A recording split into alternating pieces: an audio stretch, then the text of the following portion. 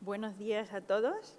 En primer lugar, quiero agradecer al profesor Cristian Rojas y a Verónica y en general al equipo editorial de la revista el haberme invitado a venir a Chile y a tener la oportunidad de contarles pues, la investigación que estamos realizando en Granada desde hace ya más de una década. Es un placer estar aquí en esta habitación tan preciosa y bueno, en este país también. Vale, pues entonces voy a pasar a hablarles de la investigación que estamos haciendo. Esto es lo que les voy a contar un poco. Primero vamos a empezar hablando del modelo teórico, cómo entendemos la atención, qué es para nosotros, cómo la conceptualizamos y cómo la desglosamos en procesos para poder abordarlos desde el punto de vista de la neurociencia y afrontar el estudio del desarrollo. Luego también es importante entender qué aspectos son los que causan diferencias individuales tan importantes en la capacidad para atender y regular el comportamiento, regular la atención. Cómo la atención es importante también en la escuela. Y finalmente les voy a contar los estudios que hemos hecho en los últimos años desarrollando un programa para fomentar estas capacidades. Bien. Entonces, en cuanto al modelo teórico, pues la atención es un concepto, un fenómeno cognitivo que no es fácil de definir porque tiene que ver con un montón, una variedad de aspectos muy grande. Por ejemplo, un aspecto importantísimo de la atención es que es un recurso limitado y si uno lo pone en una tarea, en una actividad, tiene que generalmente dejar de atender otras actividades. Es un recurso limitado que nos permite procesar la información con mayor calidad. Pero claro, hay mucha información presente, entonces es necesario seleccionar. También cuando uno selecciona lo que atiende, por ejemplo, en esta fotografía podemos ver que este chico atiende algo distinto a lo que está atendiendo esta chica. Este chico está atendiendo algo que sucede en el exterior, esta chica parece atender a algo que sucede en su interior. Entonces, la atención puede ser dirigida hacia algo exterior o puede ser dirigida hacia algo interior. También es importante, otro fenómeno que es importante para la atención es el hecho de estar alerta, de estar despierto. Es necesario estar despierto para tener un grado de atención. Entonces, atender como fenómeno tiene que ver también con estar despierto, con estar activado. Finalmente, otro aspecto importante de la atención es su papel en el aprendizaje. Cuando estamos tratando de aprender algo por primera vez, necesitamos poner mucha atención en cada uno de los pasos que necesitamos para realizar esa actividad, pero cuando ya está aprendido, ya prácticamente lo podemos hacer sin atención. Se convierte en algo automático cuando está muy practicado y podemos hacerlo hasta en situaciones muy peligrosas, sin ningún problema, sin ningún gasto atencional. Por tanto, los fenómenos de activación, los fenómenos de selección de la información y los fenómenos de control de la atención para el aprendizaje son conceptos que están dentro de lo que sería un intento por definir la atención. Por ejemplo, este intento, ¿no? Actuar con atención consiste en estar en un estado de activación adecuado que nos permita seleccionar la información que queremos procesar con prioridad con objeto de controlar de forma voluntaria y consciente nuestro comportamiento. Entonces, con esta variedad de aspectos en mente, Michael Posner desarrolló durante décadas un modelo de atención que tiene que ver con estos tres aspectos de la atención como estado de activación, la atención como mecanismo de selección para poder priorizar aquello del entorno o aquello de los pensamientos internos a los que yo quiero dar más importancia en un momento determinado, y la atención como un mecanismo de control. Y lo que viene a decir el modelo de Posner es que estos tres fenómenos tienen que ver con redes neurales, con circuitos de áreas cerebrales diferentes. Lo que se llama la red de alerta, la red de orientación y la red de atención ejecutiva, cuyos nodos, muy simplificados, aparecen en este dibujo, ¿no? Que, por ejemplo, la red de atención ejecutiva, que es todo el aspecto, toda la función de la atención para controlar el comportamiento y regularlo de forma voluntaria, tendría que ver con un nodo principal que está en la parte frontal del cerebro, en el giro cingulado anterior, y otras estructuras prefrontales, ¿vale? Mientras que la alerta pues, tendría que ver con áreas de la corteza frontal, también con zonas subcorticales, como el locus coeruleus, que es una área de activación del cerebro, y otras estructuras parietales, ¿vale? Entonces, distintas estructuras del cerebro, tampoco vamos a entrar en mucho detalle exactamente en cuáles son, simplemente distintas estructuras del cerebro tienen que ver con estos tres aspectos diferenciales de la atención. Entonces, una cosa importante que también se ha desarrollado durante las últimas décadas es proporcionar tareas, medidas muy simples para poder medir cada uno de estos aspectos de la atención. Por ejemplo, para medir la alerta, una forma muy simple de hacerlo es proporcionar una señal, que puede ser una señal auditiva, puede ser una señal visual, pero una señal cuyo único propósito es anunciar que aquello para lo que uno tiene que responder viene ya, ¿no? Por ejemplo, imaginad que la tarea es responder pulsando una tecla cuando aparece un estímulo, una letra. Y antes ponemos un sonido o no lo ponemos. Si antes ponemos un sonido, antes de hacer la tarea, pues podemos medir qué ventaja produce el haber activado a esta persona justo antes de hacer la tarea. Es muy sencillo, muy simple. Entonces podemos contrastar cuando no hay señal de alerta con cuando sí la hay y medir el beneficio o perjuicio, a veces, que eso produce. En cuanto a la orientación, pues una forma muy simple de medir la orientación, imaginad que algo va a aparecer, ¿no? Esta pequeña cruz es un punto de fijación donde uno está mirando. Y algo, esa letra a la que vamos a responder, va a aparecer arriba o abajo del punto de fijación. Pues una forma de medir la orientación de la atención es poner una señal justo en la localización donde va a aparecer a continuación el estímulo. Y la podemos poner en una posición válida, que significa en la misma posición en la que va a aparecer después el estímulo, o en una posición inválida, es decir, en una posición donde no va a aparecer el estímulo. Esto, por supuesto, la persona no lo sabe, pero esto nos permite medir si contrastamos los ensayos en los que hemos puesto la señal válida con los que hemos puesto la señal inválida, pues nos va a permitir medir la ventaja por haber orientado la atención a la posición donde posteriormente aparece el estímulo. Así de simple. Podemos medir esa ventaja con distinta tecnología. Finalmente, para el control ejecutivo, una tarea muy simple y muy utilizada para el control es presentar un estímulo al que hay que responder, por ejemplo, la flecha del centro. Aquí la tarea es muy sencilla. Tengo que pulsar la tecla de la derecha si la flecha apunta a la derecha o la tecla de la izquierda si apunta a la izquierda. Es discriminar la dirección de la flecha central. ¿Qué hacemos? Pues ponemos una situación que llamamos congruente, en la que las flechas de los lados, que son irrelevantes, apuntan en la misma dirección, y lo comparamos con una situación incongruente en la que las flechas de los lados apuntan en la dirección contraria. Si uno hace las cosas automáticamente y no está prestando atención, si tiene información distractora, pero que apunta a otra respuesta distinta, se puede dejar llevar y aumentan los errores. Entonces, para no dejarse llevar en la situación incongruente, es necesario poner control de la atención, es necesario estar en la tarea.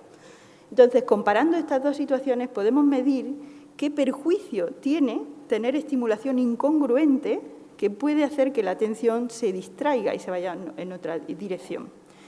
y con esta tarea sencilla podemos medir esa capacidad de control atencional.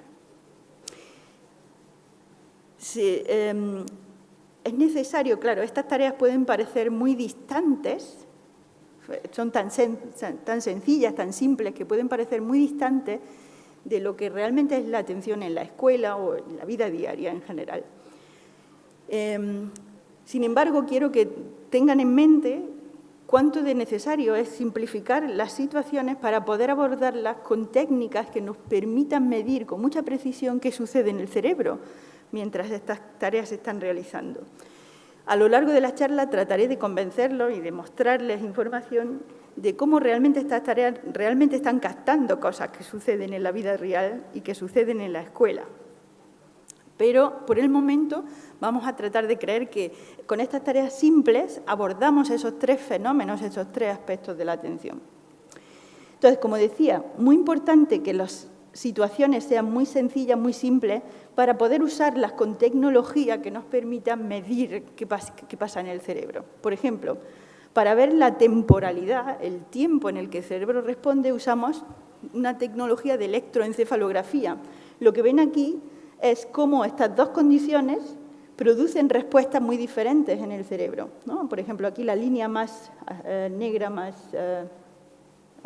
negro más intenso, es cuando se produce una señal, y la línea que está prácticamente plana es cuando no hay señal. Si no hay señal, pues nada pasa en el cerebro, distinto, ¿no?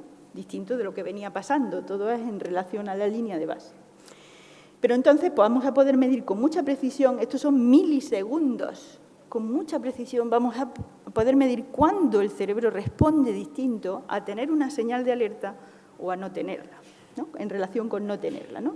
Entonces, fíjense cómo aquí, apenas 100 milisegundos, es una respuesta muy fuerte del cerebro a la presencia de una señal de alerta, simplemente. Entonces, vamos a poder medir eso con mucha precisión. Igual vamos a poder medir la diferencia entre tener una señal válida o inválida a la hora de procesar un target, un objetivo, ¿no? de hacer nuestra tarea. También vamos a poder medir con mucha precisión si esa orientación de la atención produce una activación del cerebro distinta y en qué momento la produce. Y finalmente lo mismo con la atención ejecutiva. Vamos a poder medir un fenómeno que generalmente el cerebro responde distinto a la situación incongruente que requiere más control atencional en torno a los 200 milisegundos, después de presentar el estímulo. O sea, lo que estamos es midiendo con mucha precisión cuándo el cerebro responde distinto en función de la necesidad de cada una de estas funciones atencionales. También vamos a poder medir la anatomía, vamos a poder contrastar estas dos situaciones con una tecnología que ahora nos permita medir el funcionamiento del cerebro con resonancia magnética funcional para ver exactamente qué estructuras del cerebro son las que responden más en una situación comparado con la otra. Siempre estamos contrastando estas dos situaciones.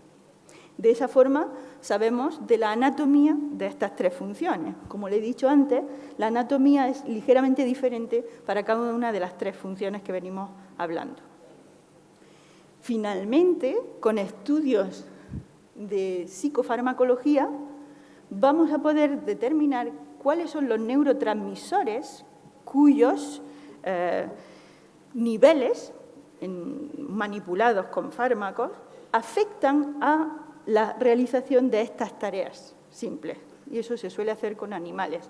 De esta forma, pues sabemos que la alerta, por ejemplo, tiene que ver con los niveles de norepinefrina, mientras que la atención ejecutiva está relacionada fundamentalmente con la dopamina, aunque también con serotonina. Entonces, fíjense cómo tener unas tareas con las cuales medir estas tres funciones de la atención nos permiten abordar un montón de información sobre cuáles son las bases biológicas de estas tres funciones. Bien, en el marco de la teoría de Posner, pues se ha tratado de hacer una tarea que englobe la medida de las tres funciones, de la alerta, por un lado, contrastando tono con no tono. Estas pantallas representan lo que sería un ensayo de esta tarea, ¿no? En esta tarea aparece primero un punto de fijación, después puede aparecer o no un tono, a continuación va a aparecer un asterisco que aparece arriba o abajo del punto de fijación, cuya misión es orientar la atención a esa posición, Y, por supuesto, puede ser válida o inválida, porque las flechas a las que tenemos que responder, a la flecha del centro, van a aparecer en la posición misma de la señal de orientación o en la posición contraria, si fuera señal inválida. De esta forma, en la misma tarea, haciendo generalmente pues, unas cuantas decenas de ensayos de esta tarea, podemos medir en la misma tarea la alerta, la orientación y la atención ejecutiva. Podemos tener una puntuación de cada una de estas tres funciones con esta tarea. Pero la base teórica de la tarea es la que les he contado. Bien, entonces, ¿cómo usamos todo este marco, que he contado muy rápidamente y muy brevemente? ¿Cómo usamos este marco para abordar el desarrollo de estos fenómenos, de estas funciones atencionales? Pues lo primero que hicimos fue adaptar las tareas que usamos con adultos a ser usadas con niños. Por ejemplo, aquí la adaptación es muy sencilla. Simplemente nos permite decirle a los niños una historia que les motive a hacer la tarea. Porque si les decimos, tienes que hacer 70 ensayos de esta tarea, pues la verdad es que no les motiva mucho. Pero si les decimos, este es un juego en el que vamos a jugar con un pez. Y ese pececito con el que vas a jugar es el del centro. Y para darle de comer tienes que pulsar una tecla. Si el pececito apunta a la derecha, pulsa la tecla de la derecha y le da de comer. Hay un feedback que aparece que el pececito efectivamente mueve la boca y salen burbujas. Y si apunta a la izquierda, tienes que pulsar la tecla de izquierda para darle de comer. Y los otros pececitos no tienen hambre, están ahí, pero no, van acompañando al otro, pero no tienen hambre. De esta forma, presentando igual tono o no tono antes, o señales válidas o inválidas, una condición de no señal antes, pues podemos medir también las tres puntuaciones de la atención, contrastando cómo es la respuesta en la situación de tono con respecto a no tono, cómo es en la situación de señal de orientación válida con respecto a no válida y cómo es en la condición incongruente con respecto a la congruente. Contrastando el tiempo de respuesta y el porcentaje de errores en cada una de estas condiciones, podemos obtener una puntuación de la eficiencia de la atención en cada uno de estos tres aspectos. Y aquí lo que tienen es cómo cambian esas puntuaciones, por ejemplo, en este estudio, entre niños de 6 años de edad a 12 años de edad. Lo que podemos ver, por ejemplo, calculando la puntuación de las redes con porcentaje de respuesta, podemos ver cómo hay un desarrollo, hay un cambio importantísimo después de los 7 años de edad. Hay una reducción en... Vamos a entender primero tal vez la puntuación, ¿no? La puntuación es la diferencia entre cada una de sus condiciones. Por ejemplo, la línea azul es la puntuación de ejecutiva, es decir, el contraste entre incongruente y congruente.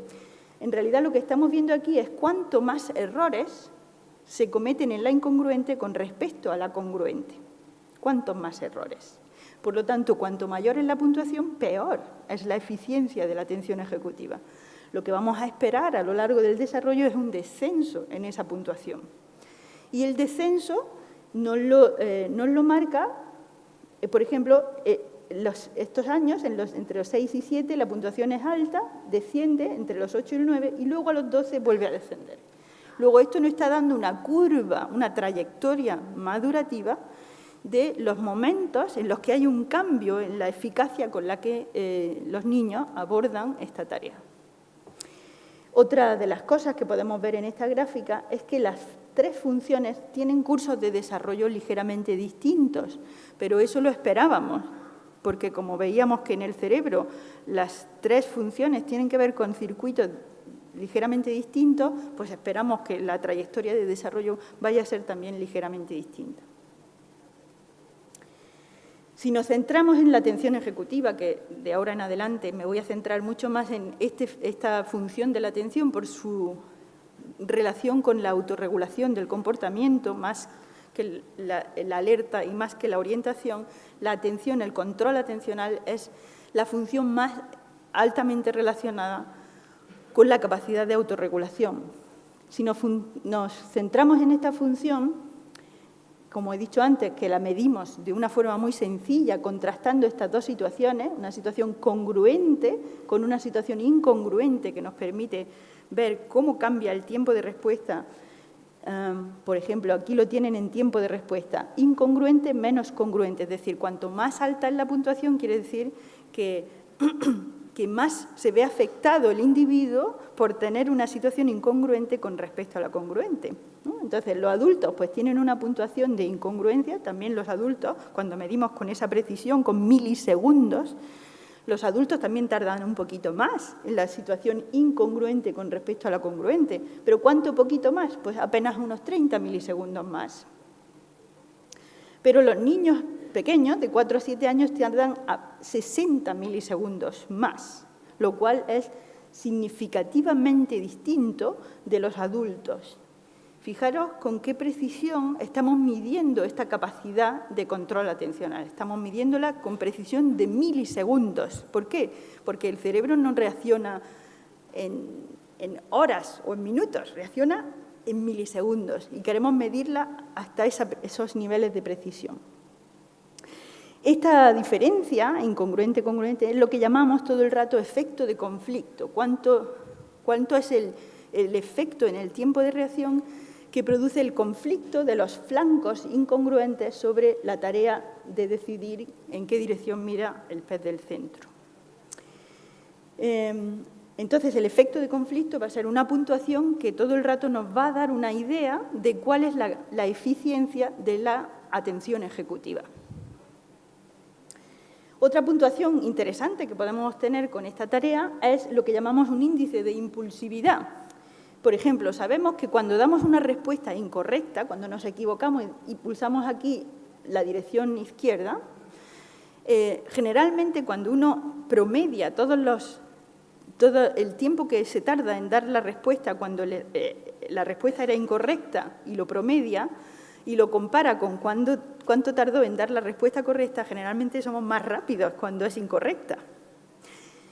¿Cuánto más rápidos? Nos puede dar un índice de cuánto impulsiva fue la respuesta. Entonces, aquí vemos cuánto más rápidos en los errores han sido los niños de 4 a 7 comparados con adultos.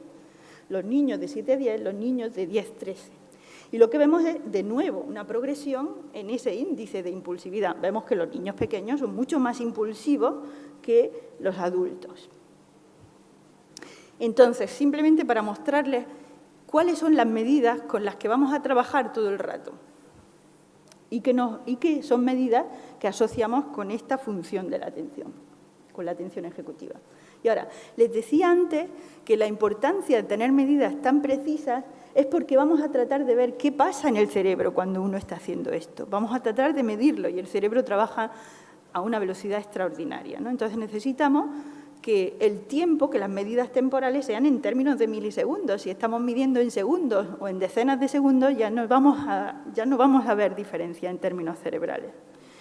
Entonces, una de las tecnologías que utilizamos con este tipo de tareas es electroencefalografía de alta densidad. De alta densidad quiere decir básicamente que estamos midiendo simultáneamente muchos canales, ¿no? Estos son electrodos que lleva una niña de 3 años.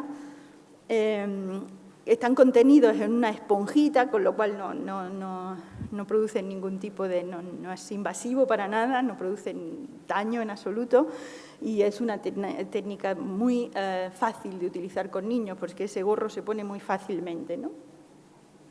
Bien, entonces con este tipo de tecnología podemos medir con precisión cuándo el cerebro responde distinto a la situación incongruente y congruente. Recuerden, siempre estamos viendo que esa respuesta distinta para nosotros es una medida de cuándo el cerebro responde distinto cuando hay mayor necesidad de control atencional. Entonces, esta diapositiva me gusta mucho porque me permite ilustrar cómo el cerebro de los niños es distinto en varios aspectos al de los adultos. Aquí tenemos adultos, esta línea de aquí, 0, significa cuando hay que responder, cuando se presenta el pez. Y a continuación vamos a medir cómo es la respuesta del cerebro promediada a lo largo de muchos ensayos para ensayos congruentes e incongruentes. Y cuando aparecen las diferencias significativas, son las áreas sombreadas, es cuando el cerebro está respondiendo de forma distinta.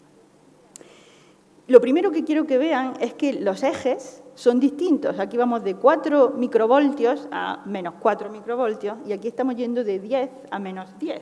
¿Esto qué quiere decir? Lo hemos puesto así para que lo podamos ver.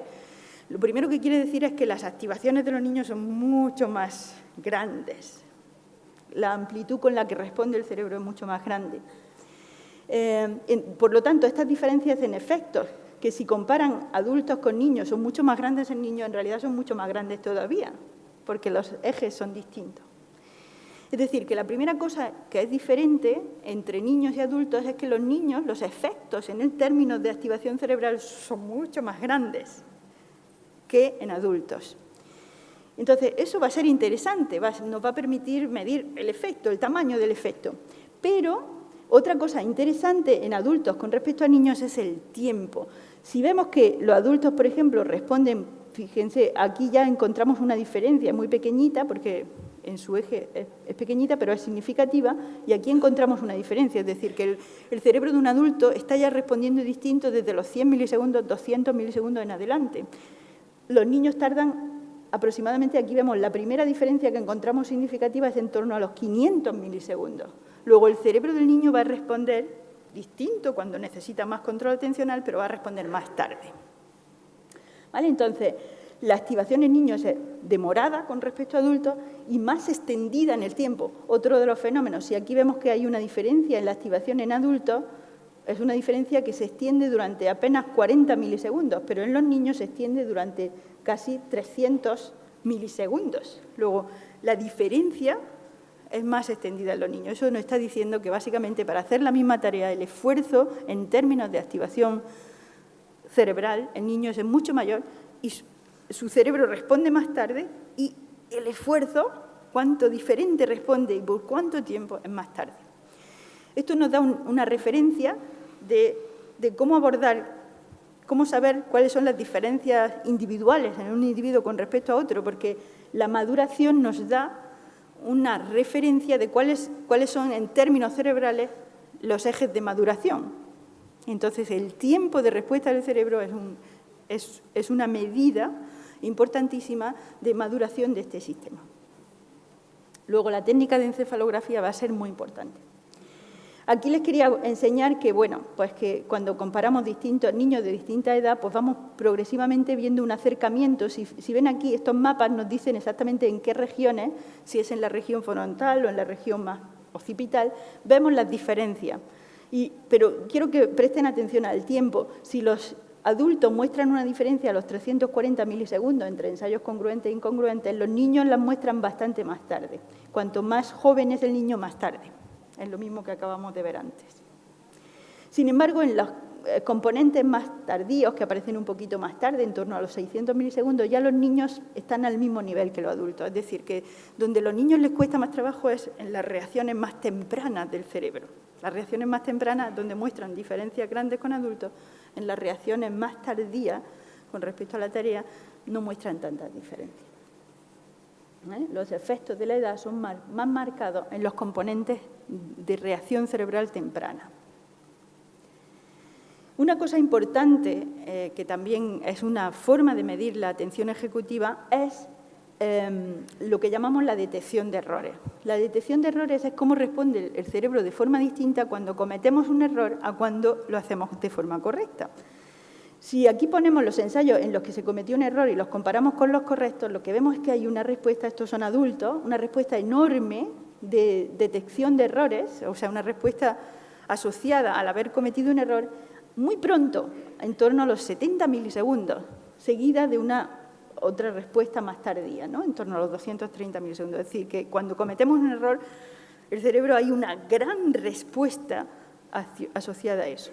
Pues esa respuesta se asocia mucho con el control de la atención. Uno no puede corregir su propio comportamiento si no detecta que se ha equivocado. Entonces, detectar la comisión de un error es una asociación, es un fenómeno muy asociado con la atención ejecutiva.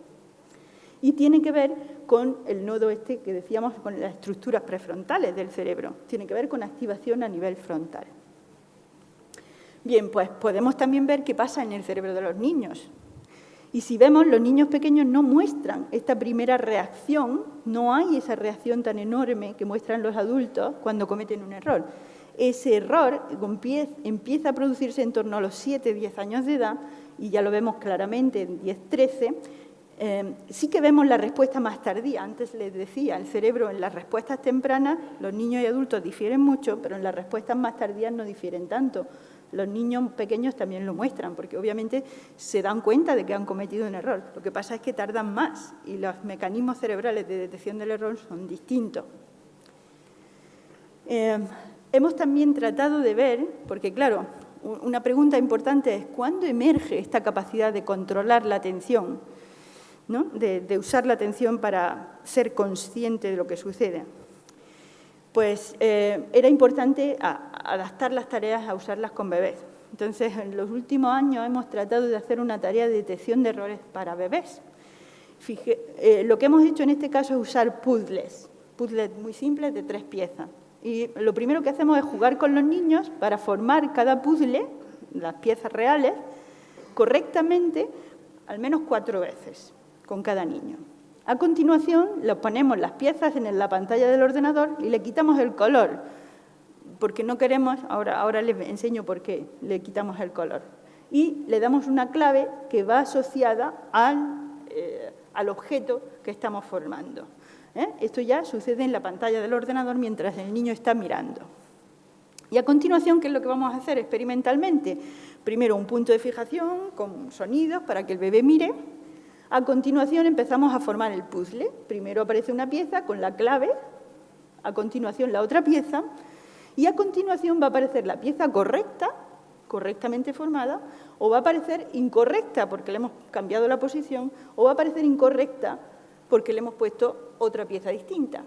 Esta otra pieza distinta podría ser de otro color en el puzzle real, por lo tanto era necesario quitarle el color para que no fuera un efecto de cambio de color, sino un efecto de pieza incorrecta. Si hacemos eso con bebés, por ejemplo, en este estudio tenemos bebés de 16 meses, un total de 51, o sea que nos costó muchísimo, tuvimos que hacer casi 100 para llegar a 51, pues podemos medir cómo es su reacción, cómo es la reacción del cerebro. Y lo que observamos, de nuevo, es que hay un cambio. La línea negra es cuando se forma correctamente y la línea verde y azul es cuando se forma incorrectamente por posición o por error conceptual. ¿Y qué observamos? Una diferencia muy grande, pero claro, mucho más tarde que la muestran los adultos. Una diferencia muy grande que emerge a partir de los 400 milisegundos después de haber puesto la última pieza. Esto nos permite medir cuánto el bebé detecta que hay un error. O dicho de otra manera, cuánto detecta que hay algo raro, que eso que yo he aprendido, que era un pollito, algo ha pasado. Necesito atención para eso. Si el bebé no está atento, no puedo medir eso, ¿no? Entonces, es una manera de poder medir la atención muy temprano, ¿vale? Bueno, aquí vemos cómo efectivamente la respuesta es muy parecida en los dos tipos y es una respuesta frontal también. Es en la parte frontal del cerebro, ¿vale? Entonces, podemos medir también eso. Voy muy despacio y me queda mucho por hablar, o sea que voy a tratar de ir un poquito más rápido a partir de ahora. Entonces, una cosa importante para que nos interesa entender es por qué los niños muestran diferencias individuales tan enormes a la hora en esa capacidad de controlar la atención. Tan enormes, por ejemplo, aquí cada puntito es medida las diferencias con la tecnología que os he dicho antes, con los efectos a nivel cerebral. Cada puntito nos está mostrando eso. Y aquí tenemos las medidas de impulsividad y una medida muy interesante también, que es la demora de la gratificación, que me imagino que estarán familiarizados con esa medida, ¿no? Es cuánto demoras, ¿no? Si yo te doy a elegir entre un regalo ahora mismo o 2 si te esperas un rato, pues la capacidad de demorar para obtener un premio mayor es también control, regulación comportamental, asociada a la atención. Entonces, lo que vemos es que los niños que más demoran son los niños que tienen efectos más pequeños en términos cerebrales. Efectos más pequeños, recordad, es más maduro, es el más cerca del adulto. Entonces, lo que estamos midiendo con estos puntitos son diferencias individuales. Son que este niño de aquí tiene una capacidad de demora muy grande y tiene un efecto a nivel cerebral más maduro, más asociado, más parecido al del adulto. Luego vamos a poder caracterizar muy bien esas diferencias individuales que se dan muy altas, ¿no? No solamente a lo largo de la edad, sino dentro de un mismo grupo de edad.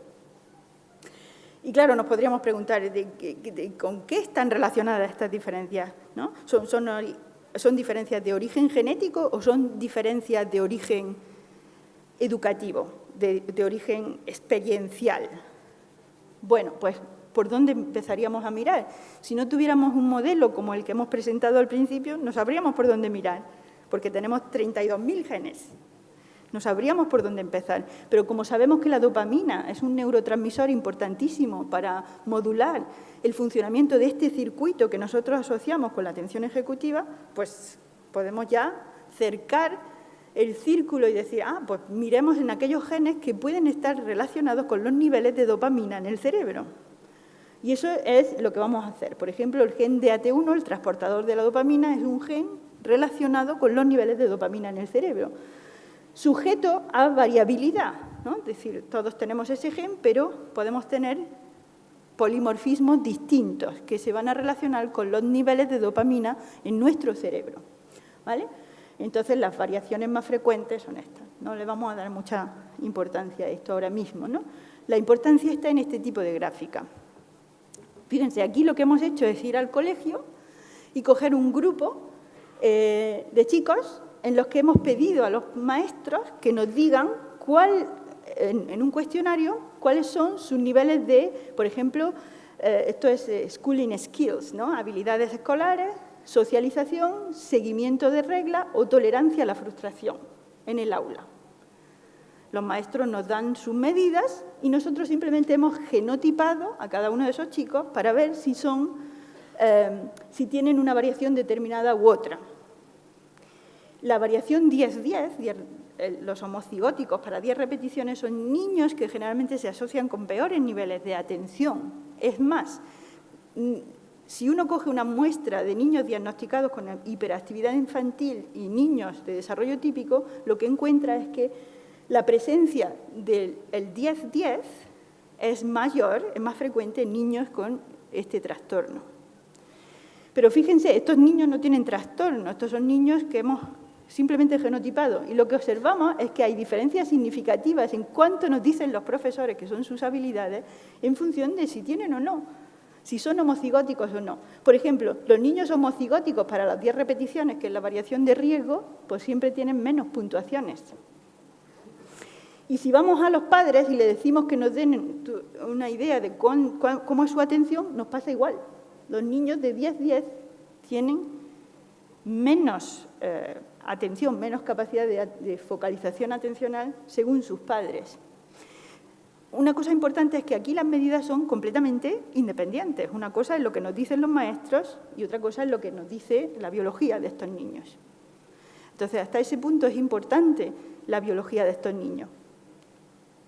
Me voy a saltar esto, porque es otro gen relacionado con dopamina, que también nos permite medir las diferencias en otro gen, y créanme que las diferencias las observamos también con esta tecnología de activación cerebral, las observamos también a nivel cerebral. Es decir, que podemos ver cómo esa genética impacta también en cuánto responde el cerebro en una tarea que mide atención ejecutiva.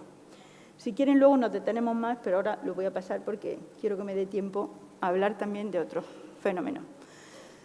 Entonces, la genética importa, pero importa también la educación, importa también el ambiente. Pues una forma de abordar el ambiente es con el concepto amplísimo de nivel socioeconómico. El nivel socioeconómico es un compendio de información sobre la educación, el nivel educativo de los padres, el nivel de ocupación de los padres y el salario de la familia. Cuando hacemos estas medidas, pues por ejemplo, nosotros en nuestro laboratorio hemos traído al laboratorio a un grupo de aproximadamente 100 chicos de 5 años de edad y lo hemos dividido de acuerdo a estas medidas, en bajo nivel socioeconómico y alto nivel socioeconómico. Bajo y alto relativo, porque tampoco son unas distancias enormes. Son distancias significativas, pero no son distancias enormes. Es decir, estamos hablando de padres que tienen un nivel educativo de escuela primaria, bachillerato, comparado con padres que tienen un nivel universitario. O sea, que no son distancias enormes. Aún así, cuando vemos los chicos, cuando hacen nuestra tarea de los peces, y medimos el efecto de conflicto, lo que vemos es que el efecto de conflicto es mucho mayor para niños de bajo nivel socioeconómico que para niños de alto nivel socioeconómico. En los dos casos hay un efecto de conflicto, pero el efecto de conflicto es mayor en los niños de bajo nivel socioeconómico. Acuérdense que mayor efecto de conflicto quiere decir peor eficiencia de la atención ejecutiva. Cuando miramos en el cerebro, lo que observamos es que los niños de bajo nivel socioeconómico, el cerebro tarda más en producir una respuesta diferencial, que se produce aquí, pero los niños de alto nivel socioeconómico la producen mucho antes. La producen en esta ventana, ¿no? La producen desde los 400 milisegundos, mientras que los de bajo nivel a partir de los 600. Es decir, que tienen unos 200 milisegundos de retraso en la respuesta cerebral. Luego, el ambiente importa también. ¿Y desde cuándo importa? Antes les he enseñado las diferencias en la detección del error de bebés. Bueno, pues, para nuestra sorpresa, esas diferencias las predice el nivel socioeconómico de la familia. Es decir, que los niños que tienen mayores niveles o están, digamos, siendo criados en familias con mayores niveles socioeconómicos también presentan mayores respuestas al error. En este caso, medidas a nivel cerebral. O sea que ya lo observamos desde muy temprano. Luego, los genes importan, pero el ambiente importa también. Habrá que tratar de entender qué partes del ambiente y qué fenómenos de la familia. Ya les digo, cuando se desglosan los fenómenos del nivel socioeconómico, resulta que el nivel educativo de los padres es el más potente, es el que suele tener efectos más potentes. Luego, va a estar relacionado más con eso que con los otros fenómenos, con los niveles de ocupación y con los niveles de ingreso. Vale. A continuación, quiero darles unas ideas de por qué estas medidas son relevantes para lo que sucede en la escuela. Antes les decía, les puede parecer que las tareas son excesivamente alejadas, son muy de laboratorio, excesivamente alejadas de la realidad de los niños. Bueno, nosotros queríamos mostrar que no es tanto así, que realmente estas medidas captan diferencias, captan fenómenos, procesos, funciones importantes para lo que sucede en la escuela. Y este es el esquema, ¿no? Lo que llamamos atención ejecutiva, que en realidad son procesos relacionados con el control inhibitorio y con la flexibilidad cognitiva, son funciones que están nutriendo a funciones ejecutivas superiores como son la inteligencia fluida, el razonamiento, la capacidad de planificación, etcétera, ¿no? Cuando nosotros hemos hecho este tipo de tareas, por ejemplo, aquí les muestro datos de un total de 69 niños de 12 años de edad haciendo la tarea de los flancos, que la llamamos así, no en este caso con flechas, porque ya son muy grandes para hacerlo con pececitos, con flechas, y medimos el efecto de conflicto. Pues cuando medimos el efecto de conflicto, resulta que ese efecto de conflicto se relaciona negativamente con la nota de matemáticas, es decir, los niños que tienen más efecto de conflicto, peor eficiencia de atención ejecutiva según esta tarea, tienen peores notas en matemáticas. Más efecto de conflicto, menos notas en matemáticas. Y eso nos resulta también con el efecto de conflicto medido en errores. Luego se relaciona esa tarea con las notas de clase. Pero en este estudio también miramos el ajuste social de los niños en el aula y resulta que los niños con más efecto de conflicto son también los niños más rechazados en un sociograma en el aula y los que presentan un comportamiento disruptivo mayor en el aula. Para nosotros eso tiene todo el sentido, porque los niños que tienen peor capacidad de regulación, de control atencional medida cognitivamente, van a tener mayor dificultad para regular su comportamiento. Luego, estas medidas nos están informando en esa dirección. Voy a saltar esto. Cuando traemos a los niños al laboratorio y tomamos esta medida mientras hacen esta tarea con los potenciales evocados, podemos medir este mismo efecto que antes estábamos midiendo con el tiempo de respuesta, lo podemos medir con tiempo de activación en el cerebro. Y podemos calcular ese tamaño del efecto. Ahora, en lugar de tiempo de reacción, estamos utilizando simplemente medidas directamente de activación cerebral. ¿Y qué observamos? Esto es un modelo de regresión tratando de predecir la nota de matemática. Entonces, metemos, por ejemplo, medidas de inteligencia. Y obviamente la medida de matrices de inteligencia fluida predice la nota de matemática altamente. Los niños que tienen más inteligencia fluida pues también tienen más nota de matemática. Pero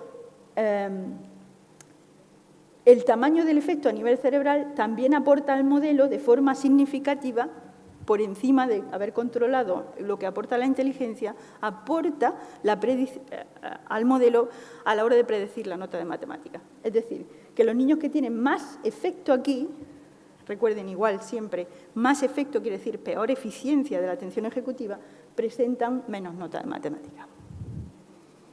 Luego, esas medidas que estamos utilizando en el laboratorio realmente están captando procesos a nivel cerebral que son importantes en la escuela. Son importantes también fuera de la escuela en la regulación del comportamiento en general, por ejemplo, en la regulación de emociones. En este estudio, que siempre me gusta mucho porque es muy simpático, lo que hicimos fue, cuando los niños venían al laboratorio, les decíamos, ¿nos ayudáis a clasificar una serie de regalos, desde el que más te gusta al que menos, ¿no? De esa forma sabíamos cuál era el regalo preferido por el niño y el menos preferido por el niño. De forma que al final del experimento, cuando llegaba otra vez a la oficina, ¿no? A la sala de espera, pues le decíamos, pues por lo que lo has hecho también te vamos a dar un regalo empaquetado. Y entonces lo que poníamos en el regalo era el regalo que menos le gustaba. Y lo grabábamos en vídeo durante 20 segundos, de forma que lo pudiéramos codificar y ver cuánto sonreían a ese regalo. Después de esos 20 segundos, sin que el experimentador respondiera nada, pues le decíamos, uy, perdón, nos hemos equivocado. Y entonces le entregábamos otro regalo empaquetado, que era el que más le gustaba. Y volvíamos a grabar 20 segundos su reacción, de forma que podemos tener aquí la gráfica de cuánto sonríen al regalo no deseado y al regalo deseado, en función de la edad del niño. Y lo que vemos es que, obviamente, los niños más pequeños pues no sonríen al que no les gusta, es decir, no son capaces de ajustar su comportamiento, no son tan capaces como los mayores, que ya saben que hay que sonreír aunque no te guste la cosa, ¿no? Entonces, esto nos da una medida de cuánto el niño es capaz de ajustar sus emociones, la expresión de sus emociones en función de lo que es requerido. Fíjense, porque en el laboratorio hacían nuestra tarea de los peces, con la cual podíamos medir el efecto de conflicto. Interesante que encontramos que hay una relación significativa entre el efecto de conflicto y el número de sonrisas y la duración de la sonrisa a los regalos no deseados. Es decir, los niños que tienen más efecto de conflicto menos sonríen al regalo no deseado. Es decir, tienen menos capacidad de regular sus emociones. Luego, nuestra puntuación de conflicto es una puntuación muy interesante. Está captando algo que es importante para la regulación cognitiva y el control de emociones. Y he agotado mi tiempo, pero me falta lo más interesante, que es donde hablamos de la intervención. Entonces, bueno, voy a tratar de por lo menos darle una idea de cuál es la estrategia de intervención que nosotros hemos propuesto, basándonos en toda esta investigación que he resumido de forma muy rápida. Entonces, una de las cosas que hicimos, y esto fue hace ya 10 años, cuando yo estaba de postdoctoral en la Universidad de Oregón, pues hicimos desarrollamos una serie de ejercicios de ordenador basados en estos juegos, estas tareas que nosotros utilizamos, de los peces mirando para un lado, para otro, pues son realmente muy fáciles de adaptar a pequeños juegos que, incrementando los niveles de dificultad, van haciendo que los niños practiquen más y más con estos procesos de control de respuestas, de control de estimulación que es irrelevante, etcétera, ¿no? Entonces, pues desarrollamos toda una serie de ejercicios en esa dirección. Y en el primer estudio que hicimos, simplemente hicimos 5 sesiones de entrenamiento con esos ejercicios y antes y después hicimos nuestra famosa tarea de peces con el gorro de potenciales. Vale, lo primero que hicimos fue medir con un test de inteligencia fluida. Dijimos, vamos a ver si antes y después pasa algo. Y lo primero que encontramos, para nuestra sorpresa, porque no esperábamos encontrar efectos tan fuertes de solo 5 sesiones de entrenamiento, para nuestra sorpresa encontramos un incremento importantísimo para los niños entrenados, significativo para la puntuación de inteligencia fluida, que para los no entrenados, el grupo de no entrenados, que solamente venían antes y después, pero no hicieron el entrenamiento, no cambiaba. Este efecto fue solo marginal para los niños de 6 años. Este estudio lo hicimos con niños de 4 años y de 6 años. Pero, les decía, también medimos los efectos del entrenamiento con nuestras medidas de activación cerebral, ¿no? Con una tarea de peces también. Y aquí es lo que encontramos, ¿no? Esta tarea en adultos les he dicho que produce un efecto a los niveles frontales, en línea media, en torno a los 300 milisegundos. Los niños de 4 años, este efecto, estos son los no entrenados, este efecto frontal, esta mancha azul sería el efecto frontal, en los niños es un poquito más anterior que en los adultos, que es un poquito más posterior, pero eso me llevaría un rato explicarles por qué. Entonces, los no entrenados, a los 700 milisegundos, en torno a 400 milisegundos más tarde que los adultos, son cuando producen la respuesta, ¿no?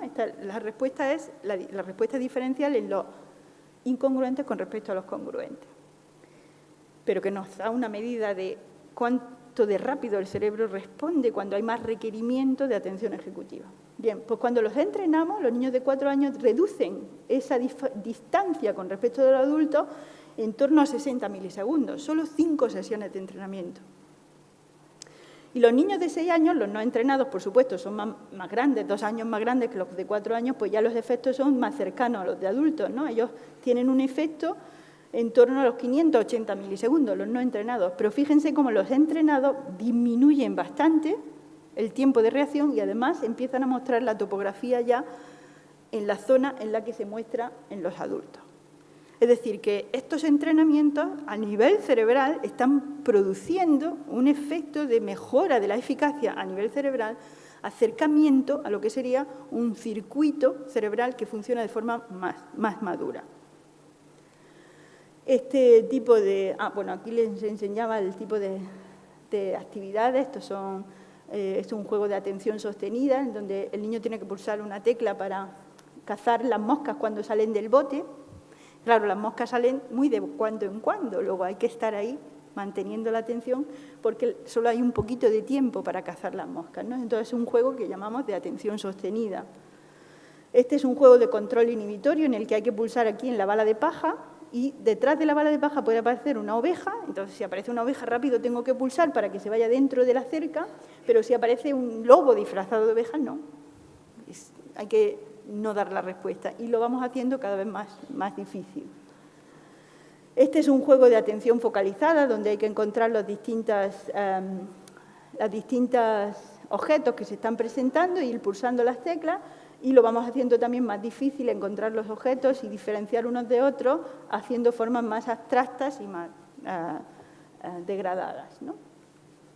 Esto es un juego de control, también de control inhibitorio, en el que hay que categorizar este objeto en si va normalmente por el cielo o por la tierra, siempre que el mundo sea al derecho, porque si el mundo es al revés, entonces tenemos que decidir que este objeto que normalmente va por la tierra vaya por el cielo.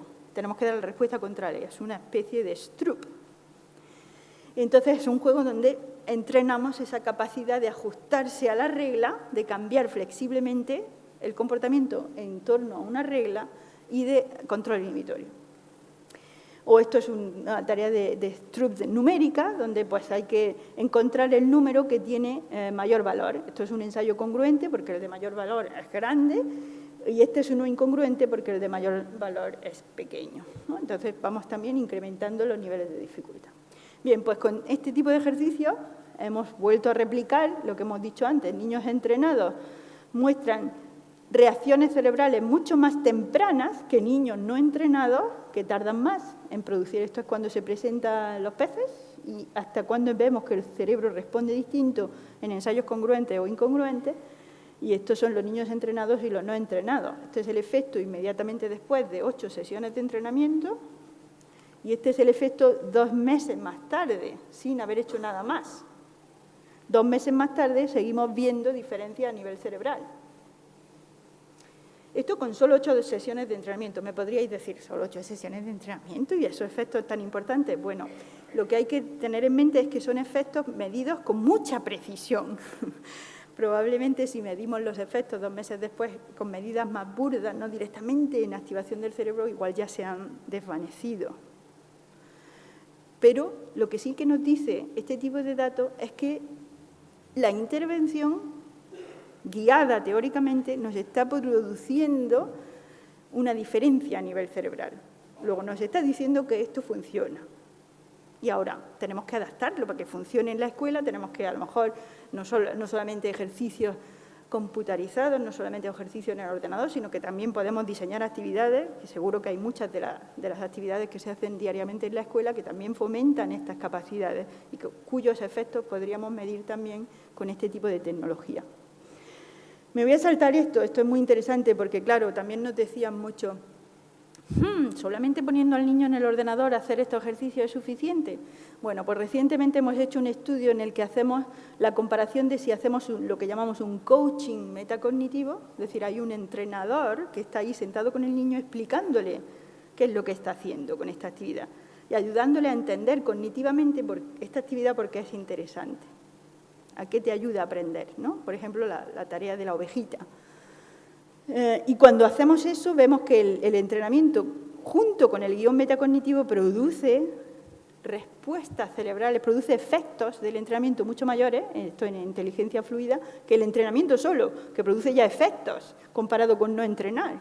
Pero el efecto que produce el entrenar junto con un coach metacognitivo, que sería un poquito el andamiaje de Vygotsky de toda la vida, pues cuando ponemos un andamiaje junto con los ejercicios, el efecto de transferencia e inteligencia fluida es mucho mayor.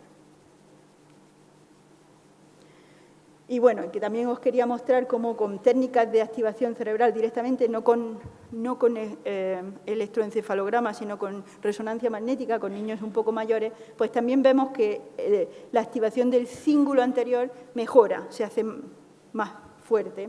Y también la conexión que muestran las estructuras frontales y parietales, que son estructuras que son, obviamente, la zona frontal no es única, está en contacto, en continua conexión con zonas parietales para poder hacer estas tareas que requieren control ejecutivo. Entonces, cuando hacemos entrenamiento con estos niños, la conexión entre estructuras frontales y parietales mejora en los niños entrenados más que en los niños que no son entrenados.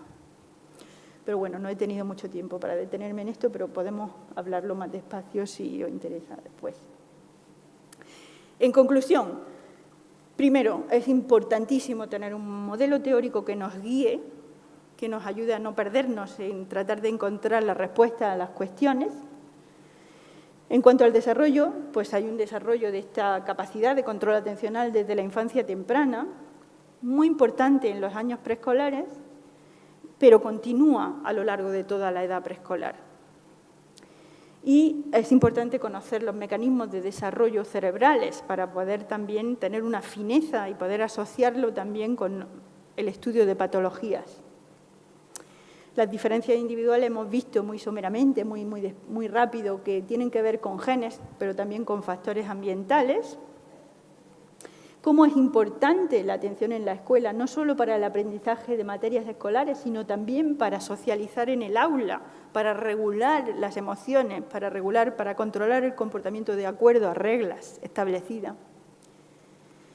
Y finalmente, bueno, pues las estrategias que están basadas en el conocimiento de cómo son las estructuras cerebrales funcionando en una determinada capacidad, pues nos van a ayudar a diseñar, basándonos en la idea de que el cerebro es plástico, de que el cerebro es moldeable, de que es susceptible a la experiencia, pues nos va a ayudar a diseñar estrategias que nos permitan fomentar estas capacidades y producir, esto todavía nos queda mucha investigación, pero lo que queremos es diseñar actividades que nos permitan transferir los beneficios al aula, a lo que hace el niño en el aula, generalizar los beneficios al aprendizaje de material escolar y al comportamiento también socioemocional. Finalmente, quiero agradecer pues, a todo el equipo con el que trabajo. Estos son algunos de los chicos que trabajan en el Laboratorio de Neurociencia Cognitiva del Desarrollo en Granada y también la gente con la que he colaborado y, por supuesto, también a la financiación recibida. Y a vuestra atención y perdonad por colarme en el tiempo.